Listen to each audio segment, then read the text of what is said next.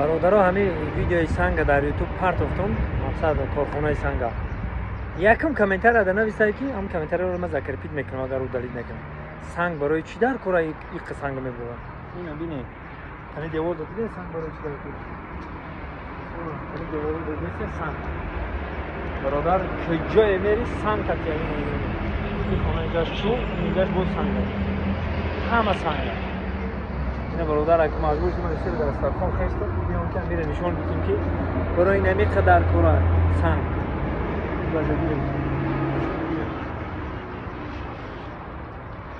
برادر دوستا بازم سخن در باره سنگ رفته است. این سنگ مرمر رو دیدیم خیلی فکر که پشتش در نور پشتش در چی موندگن لامپا موندگن یا چه خشتو روشنی نه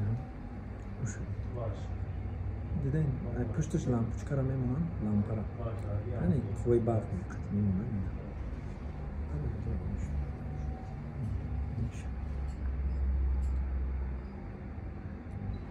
خصوصی 100%.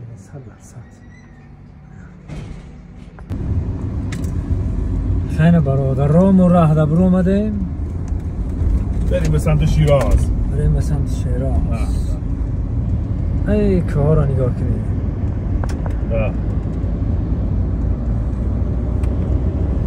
کیلومتر دیگر در زیرگذر خلیج فارس به مسیر خود ادامه دهید. خلیج فارس. خلیج فارس شنیدی چی گفت؟ بله هر جا که هست خلیج فارس. برادرو یک گپ میگم این خلیج فارس در همه جا صخره‌ای چی دیگه یعنی که نام‌نویس چی دیگه ثبت شده این از سوجوزی نیست این علیش کردن نه میتونه یگام کس خلیج فارس با پیش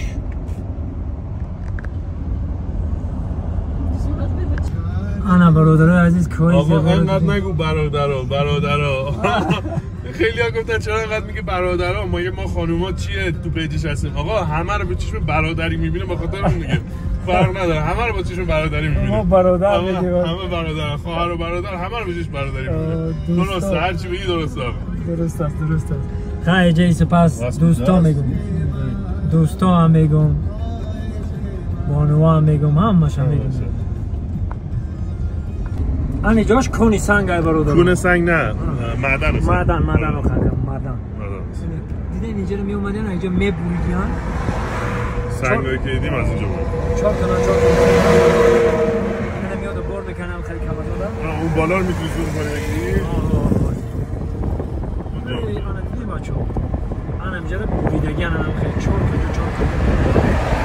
بگیرم بگیم برام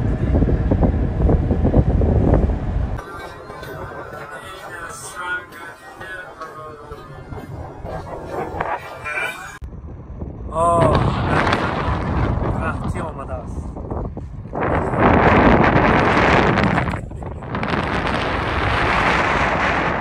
من سورپریزه با بچه ها تماشا کنید مخصوص برای شما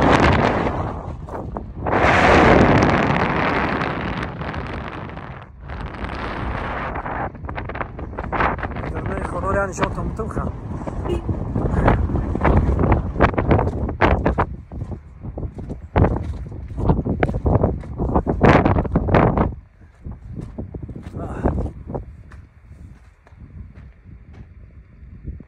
سوختگی علاب سر دور بیاد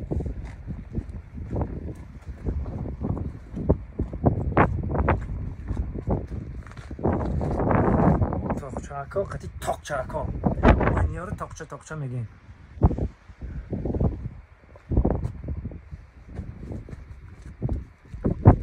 برادر این راه در رفته استیمون بخیر حالا حرکت که دوستان توی ایران که بیای توی جاده ها مخصوصا شهرهای قدیمی باشه سمنان باشه دامغان باشه شیراز باشه اصفهان باشه یزد باشه از این قلعه ها و کاروانسراهای قدیمی بسیار میبینید کنار خیابون یعنی الان ما قدم به قدم که داریم میایم میبینیم این آثار باستانی اینا که زمانی تمدن توش بوده و پارسیان و ایرانیان قدیمی توش زندگی میکردن و میرفتن بسیار در کنار جاده ها میبینید بله درست است در حقیقت چه قدیمش بسیار بوده هر کسی می‌دید خب میگن که یک سخن 366 پهلو داره ما هم وقت پهلوی خوبش فکر میکنیم سریال حضرت یوسف نقشه‌مون هست که بریم جای نمارگیریش و مقصد جایی که خوب شاید بریم ببینیم جایی که عین حال هست، جایی که بسیارش میگن نیست و همین صحنه رو ما کردیم. مقصدی بود که همه برادراش تا به آخر نگاه پروا ندارن، میخواستن که همون نباشه. ما این مقصد همین کردیم که نگاه که میگه تو چی کردی؟ میگه هیچ، هم 45 دقیقه فهمیدیم تمام مقصد که به اهمیت دادن تا به آخر نگاه کنیم. اما اوتشون هست میفروه، میگه دیدی شو شهامت با همه هوش جانشون همون بی‌پرواییشون تا به آخر توبه نکردن. این هم یکی از همه چیزای باید بود ما گرفتیم که با کسب و کار خودمون هم خیلیش کردیم.